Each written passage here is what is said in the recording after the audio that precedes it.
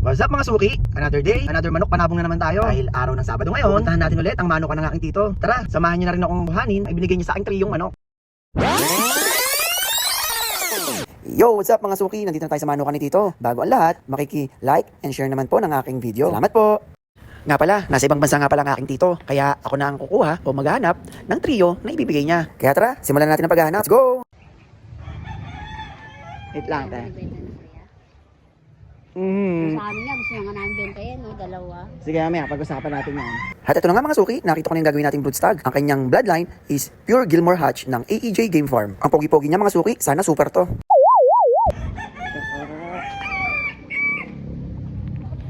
Nga pala suki, kukunin na rin pala itong isang original broodcock ng aking tito. Ito yung pinakauna niyang naging ganador. At ito ay galing din sa AEJ Game Farm. Ang kanya nga palang bloodline is Golden Boy Sweater. Mga suki, kung mapapansin nyo, medyo pagana rin yung kanyang mukha dahil sa sipon. Kaya binigay na rin sa akin ito ng tito ko. Para at least ako na rin mag-aalaga. Sayang nga naman kung mamamatay lang. Yan nyo, medyo pikit na rin yung kanyang kanang mata. Sana mapagaling natin mga suki. Para at least makakuha pa rin tayo ng mga linyada galing sa kanya. Kasi 3 times winner na rin pala ito. Ang pogi-pogi mo. Mamaya, iuwi na rin kita.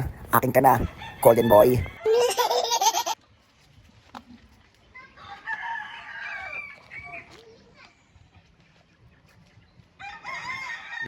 Mga suki, balikan nga natin itong pure Gilmore Hatch dito. Okay, gwapong-gwapo sa taong ito. Kay Este, sa manok pala.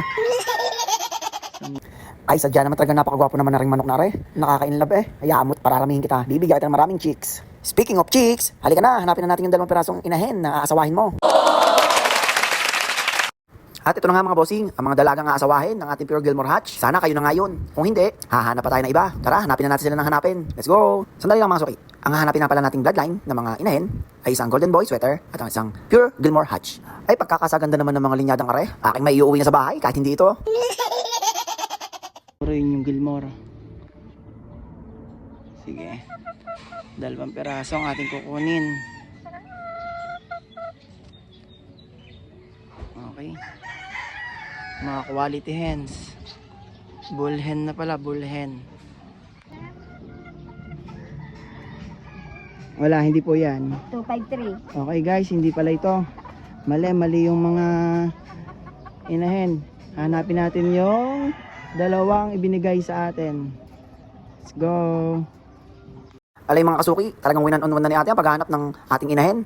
Sige ate, kaya mo yan. Ipag-check kita at bibigyan kita ng coke mismo. Kapag nakita mo, may kasama pang isang pandesal. Alay mga kasuki, hindi pa natin nakikita. Kaya lumipat tayo dito sa kabilang bar para maghanap ng babae. Babaeng manok na pala. Sige ate, salatin mong maigi para makita natin kung ano talaga yung ating hinahanap. Alay, talagang pagkakahirap hanapin. Talaga namang uubusin ang iyong pasensya. Isa-isa lang yan.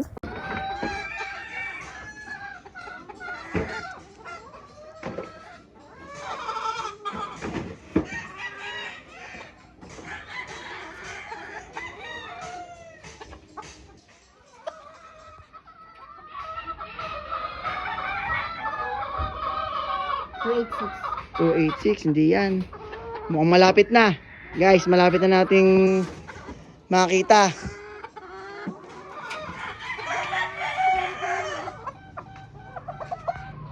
Wala.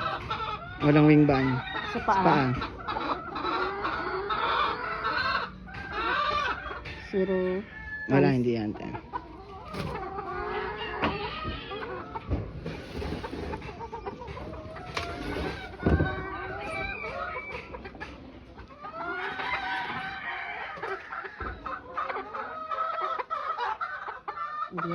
27. Ay, 240. Hindi din. Okay.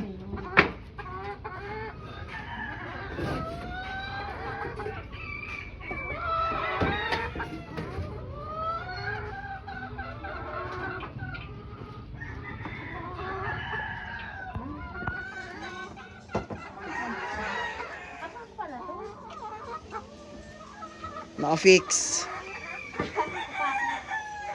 Yun.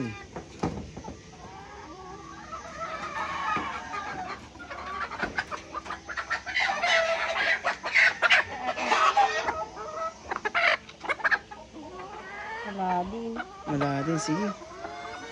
Wala sa paa na. Sige, hanap ulit guys. At ayun na nga mga suki, nadali na din natin yung isa. Ito ay isang pure Golden Boy Sweater. Ito yung pinaka-original na inahin ng aking tito. Kaya ito yung magiging baseline natin. Halika, hanapin pa natin yung isa, yung pure Gilmore Hatch. Tara!